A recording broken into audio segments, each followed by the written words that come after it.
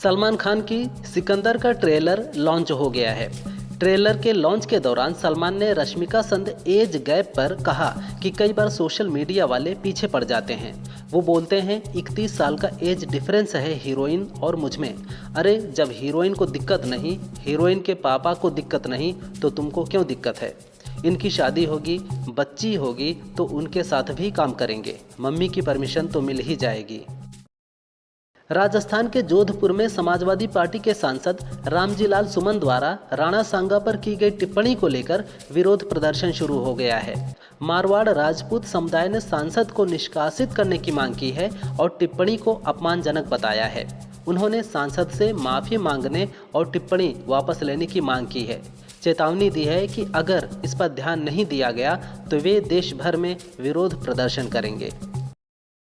योगी सरकार 8 साल पूरे होने पर अपनी उपलब्धियां गिनवा रही है। इसी बीच सपा प्रमुख अखिलेश यादव ने निशाना साधा है। उन्होंने एक्स पर लिखा, 8 साल यूपी बर्बाद और सवाल ही सवाल। पोस्ट में उन्होंने 2 तस्वीरें शेयर की हैं। एक तस्वीर में अंबेडकर नगर में बुलडोजर कार्रवाई के बाद किताब लेकर भागती लड़की है, तो दूसरी तस्वीर में एक आत्महत्या की तस्वीर है। कुणाल कामरा मामले पर शिवसेना प्रमुख उद्धव ठाकरे ने प्रतिक्रिया दी है। उन्होंने कहा, कुणाल ने कुछ गलत नहीं गाया है, उसने सच कहा है। जिसने चोरी की वो गद्दार है। स्टूडियो का नुकसान पहुंचाने वालों से वसूली हो। स्टूडियो में तोड़फोड़ शिव सैनिकों ने नहीं, गद्दारों की सेना ने की है, उन्हीं से इसकी वसूली की जाए। यूपी में योगी सरकार के 8 साल पूरे होने पर उप मुख्यमंत्री ब्रजेश पाठक ने कहा, उत्तर प्रदेश की कानून व्यवस्था पिछले 8 सालों में देश में नंबर 1 पर है। उद्योग के क्षेत्र में उत्तर प्रदेश नंबर 1 पर है। विपक्ष केवल जाति की राजनीति करता रहा, भाई भतीजावाद और तुष्टीकरण की राजनीति करता रहा। समाजवादी पार्टी को जनता ने नकार दिया है। यूपी में बीजेपी सरकार के 8 साल पूरे होने पर डिप्टी सीएम केशव प्रसाद मौर्य ने कहा, 2017 में बीजेपी इस राज्य की सत्ता में आई थी और 2025 में हमने अपने शासन के 8 साल पूरे किए हैं। यूपी की 25 करोड़ जनता के जीवन में जो परिवर्तन और खुशहाली आई है, जो विकास हुआ है और गरीब कल्याण की ओर बढ़ने का अवसर मिला है, वह बेमिसाल है। 2047 तक उत्तर प्रदेश की राजनीति में सपा, कांग्रेस और बसपा का कोई भविष्य नहीं होगा। यूपी के मुजफ्फरनगर से 30 मीट्रिक टन जीआई टैग वाला गुड़ बांग्लादेश में एक्सपोर्ट किया गया है। यह गुड़ बिना किसी केमिकल के बनाया जाता है। वाणिज्य एवं उद्योग मंत्रालय ने कहा कि किसान उत्पादक संगठनों और किसान उत्पादक कंपनियों का यह प्रयास वैश्विक बाजार में कृषि क्षेत्र को बढ़ावा देने में महत्वपूर्ण है।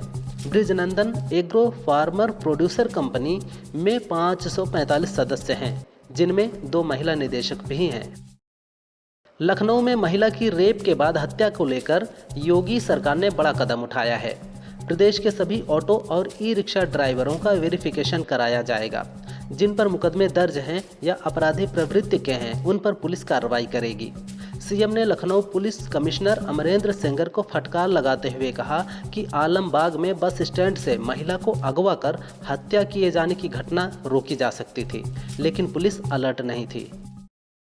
लखनऊ में 69,000 शिक्षक भर्ती के अभ्यर्थियों ने प्रदर्शन किया। वे नियुक्ति पत्र की मांग को लेकर बेसिक शिक्षा मंत्री के आवास का घेराव करने पहुंच गए। वहां मंत्री संदीप सिंह ने 5 अभ्यर्थियों से बातचीत की।